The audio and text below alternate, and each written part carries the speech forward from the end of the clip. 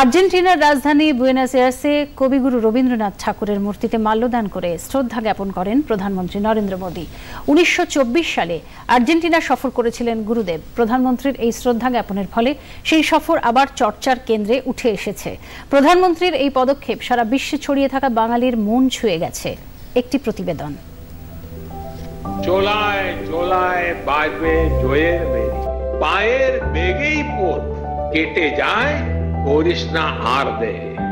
गुरुवर टैगोर ने अपनी कविता नूतन जोगेर भोर में कहा है, हर आगे बढ़ने वाले कदम पर घोषणाद होगा, दौड़ते पांव ही नया रास्ता बना देंगे, अब देरी मत करो।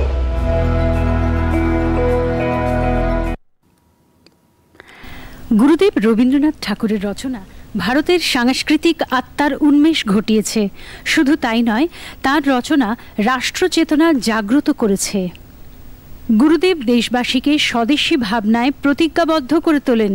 ভারতের গ্রাম এবং কৃষিকে আত্মনির্ভর দেখতে চেয়েছিলেন তিনি।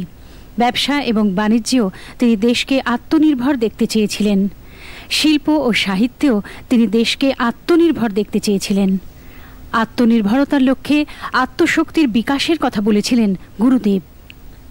রবি ঠাকুর ভারতের সাংস্কৃতিক বৈচিত্র্য ও শক্তি উপলব্ধি করে তার সবকিছু নিজের সঙ্গীতের মধ্যে দিয়ে ফুটিয়ে তুলেছিলেন। রবীন্দ্রনাথ ঠাকুরের সাহিত্য, গান, নাটক এবং ছবির গভীরতায় আবিষ্ট প্রধানমন্ত্রী নরেন্দ্র মোদী। এতটাই যে 2021 সালে রাষ্ট্রসংঘের 76তম অধিবেশনে তিনি গুরুদেবকে স্মরণ করে বলেন যে গুরুদেব বলতেন, শুভ কর্মপথে নির্ভীক হয়ে এগিয়ে চলতে হবে, তাহলেই সমস্ত দুর্বলতা এবং ভয়ের সমাপ্তি ঘটবে।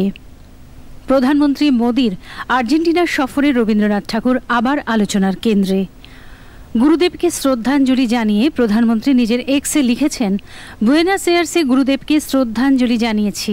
1924 সালে গুরুদেব আর্জেন্টিনার সফর করেছিলেন। সেই সময় এই দেশের বেশ কিছু মানুষ, বিশেষ করে কিছু পণ্ডিত, ছাত্রছাত্রী তার মনে গভীর প্রভাব ফেলেছিল।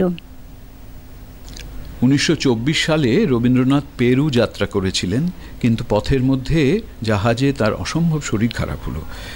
তখন ডাক্তার বললেন যে পেরু যাত্রা একেবারে বাতিল করে আর্জেন্টিনার বুয়েনোস এয়ারেসে তাকে বিশ্রাম নিতে হবে। তখন ওখানে ভিক্টোরিয়া ওকাম্পো তিনি রবীন্দ্রনাথকে বিশ্রাম করবার জন্যে তাঁর বাড়ির ব্যবস্থা করলেন। মিরালরিও বলে একটা বাড়িতে তার থাকার ব্যবস্থা হলো। তিনি এবং তাঁর যে সেক্রেটারি ছিলেন, তখন অনারারি সেক্রেটারি ছিলেন লেনার্ড এলমহার্স্ট, তারা দুজনে সেই বাড়িতে এসে উঠলেন।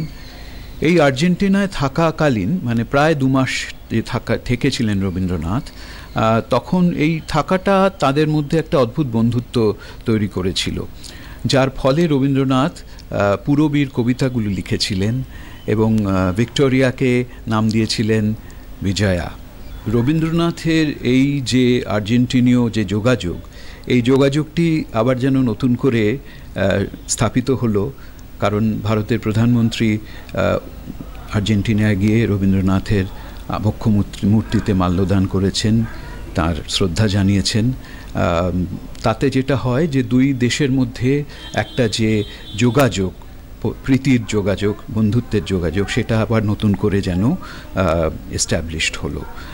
আমাদের প্রধানমন্ত্রী আর্জেন্টিনায় গিয়ে আর্জেন্টিনা এবং ইন্ডিয়ার একটা দ্বিপাক্ষিক সাংস্কৃতিক সম্পর্ককে কিছুটা বলবো যে তার সম্পর্কে আমাদের উৎসাহ বা আমাদের মনোযোগ বিশেষভাবে একটু বাড়িয়ে তুলেছেন।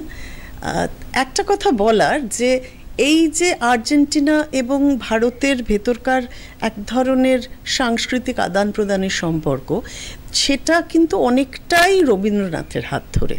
ভিক্টোরিয়া ওকাম্পো সেই সময় যখন রবীন্দ্রনাথের সঙ্গে তার দেখা হচ্ছে, তারা একসঙ্গে সান ইসিদ্রোর সেই বাড়িতে থাকছেন, যদিও ওখানে ওকাম্পো থাকতেন না, রাত্রিরে তিনি নিজের ভিলায় ফিরে যেতেন। এলমহার্স্ট আছেন, তাদের মধ্যে আলোচনা হচ্ছে নানা রকমের। সেই সময় ওকাম্পো কিন্তু একটা খুব পার্সোনাল সমস্যার মধ্যে দিয়ে যাচ্ছিলেন। উনি গীতাঞ্জলি পড়েছিলেন কিন্তু ফ্রেঞ্চ ট্রান্সলেশনে, সেটা আন্দ্রে জিদের করা ফ্রেঞ্চ ট্রান্সলেশন, এবং সেটা পড়ে উনি মুগ্ধ হয়ে গিয়েছিলেন। ফলে রবীন্দ্রনাথের সাহচর্য তার কাছে যে কতটা গুরুত্বপূর্ণ ছিল সেটা তার লেখাতে আমরা কিছু কিছু ক্ষেত্রে দেখতে পাই। তবে আমরা যখন এই দুই মহিরুহই বলবো তাদের এই সম্পর্কের কথা ফিরে দেখি, তখন মনে পড়ে সান ইসিদ্রোর সেই বাড়িটার কথা, তাদের নির্জন মুহূর্তের কথা। সেই নির্জন মুহূর্ত মানে শুধু রবীন্দ্রনাথ এবং ভিক্টোরিয়া ওকাম্পো নন, সেখানে এলমহার্স্টও থাকতেন। তাদের অসাধারণ সব আলোচনার কথা। এবং এটাও মনে হয় যে রবীন্দ্রনাথ চেয়েছিলেন ওকাম্পো শান্তিনিকেতনে এসে থাকুন, দেখুন শান্তিনিকেতনের শিক্ষণ পদ্ধতি, কিন্তু ওকাম্পোর পক্ষে সেটা করা সম্ভব হয়নি। তাদের আবার দেখা 1930 সালে ফ্রান্সে, যেখানে ওকাম্পোই চেষ্টা চরিত্র করে রবীন্দ্রনাথের এক্সিবিশনের ব্যবস্থা করেন। 1925 সালে রবীন্দ্রনাথ আর্জেন্টিনা ছেড়ে বেরিয়ে আসছেন, আর এটা হচ্ছে 2025, ফলে 2025 আর 1925-এর হিসেবে শতবর্ষ পূর্তি হচ্ছে। আমাদের প্রধানমন্ত্রী আর্জেন্টিনাতে গিয়ে রবীন্দ্রনাথকে মাল্যদান করেছেন, এবং সেটা এই জায়গা থেকে অত্যন্ত গুরুত্বপূর্ণভাবে দেখা যেতে পারে। নতুন সময়ের শুরু হতে পারে, সূচনা হতে পারে, যেখান থেকে আমরা আবার পশ্চিমবঙ্গ, বাংলা, ভারতবর্ষ সবাই মিলে আর্জেন্টিনার যে কালচার এবং তার যে চর্চার যে জায়গা, সেটার সঙ্গে আমরা মিলিত হতে পারি। তাদেরকে আমরা আবার রিভিজিট করতে পারি, দেখতে পারি তারা কী কাজ করছে, আমরা কী কাজ করছি ইত্যাদি। তাদের সঙ্গে আমরা আবার কমিউনিকেট করতে পারি এবং আমরা একটা যৌথ যাত্রাপথ তৈরি করতে পারি আবার। বুয়েনোস এয়ার্সে রবীন্দ্রনাথের প্রতি প্রধানমন্ত্রীর শ্রদ্ধা জ্ঞাপন সারা বিশ্বে ছড়িয়ে থাকা বাঙালির মন ছুঁয়ে গেছে। সারা পৃথিবীতে যেভাবে দেশের জাতীয় সাংস্কৃতিক সম্পদ ছড়িয়ে রয়েছে, তাতে সমস্ত ভারতীয়, বিশেষ করে বাঙালিরা গর্ববোধ করবেনই।